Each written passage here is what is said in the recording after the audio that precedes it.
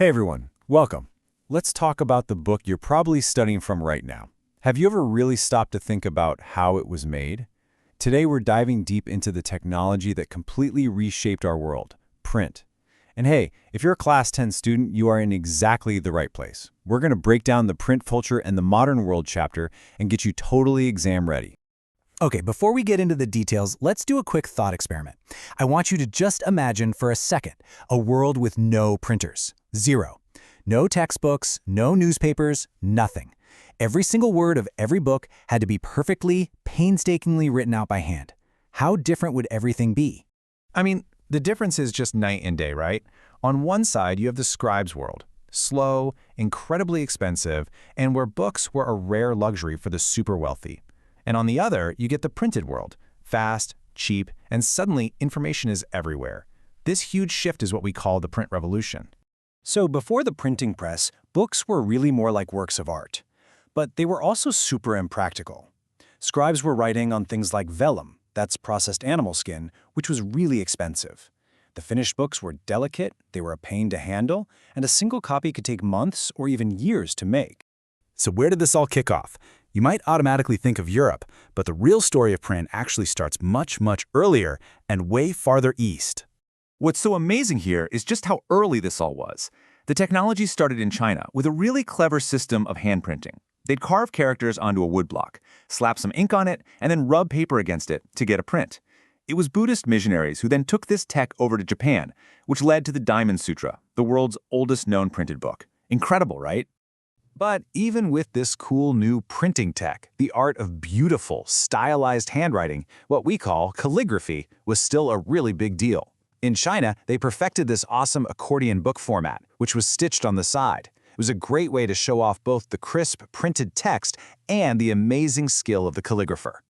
You know, ideas have a way of traveling, just like goods. For centuries, Chinese paper made its way to Europe along the famous Silk Road. And then, in 1295, the explorer Marco Polo comes back to Italy after his long journey in China, and guess what he brings with him? The knowledge of how to do woodblock printing. Now, when this technology gets to Europe, people are hungry for books. You've got universities popping up, a rising merchant class, everyone wants texts. But copying by hand just couldn't keep up. And even this new woodblock printing was way too slow for what they needed. Europe had a massive bottleneck problem, and it was desperate for a solution. So the stage is set for something big. And this is where our main character enters the story. A goldsmith from Strasbourg, Germany, named Johann Gutenberg, who is about to change absolutely everything. See, Gutenberg wasn't just some random guy. He had this perfect combination of skills from completely different fields. He grew up on a big farm, so he knew how wine and olive presses worked. But he was also a master goldsmith, so he was an expert at making lead molds. It was this unique mix that gave him all the pieces to the puzzle. And this is where his genius really comes through. He took the basic idea of the olive press for the frame, but his true breakthrough, the real game changer, was inventing movable metal type. Instead of carving a whole page, he could create individual metal letters, arrange them however he wanted, print, and then just reuse them again and again. It was brilliant. The speed was just mind-blowing for the time. His press could turn out 250 sheets printed on one side in a single hour. Just think about that compared to a scribe working for days on just a few pages. The game had totally, completely changed. The very first big book that Gutenberg printed was, fittingly, the Bible. Now, 3 years to make 180 copies might not sound that fast to us today, but believe me, for the 15th century, this was lightning speed. It was a massive achievement that proved just how powerful his new invention really was. Gutenberg's press didn't just make bookmaking faster. It basically opened the floodgates. Information started pouring across Europe. The effect was so huge and so immediate that historians call it the print revolution.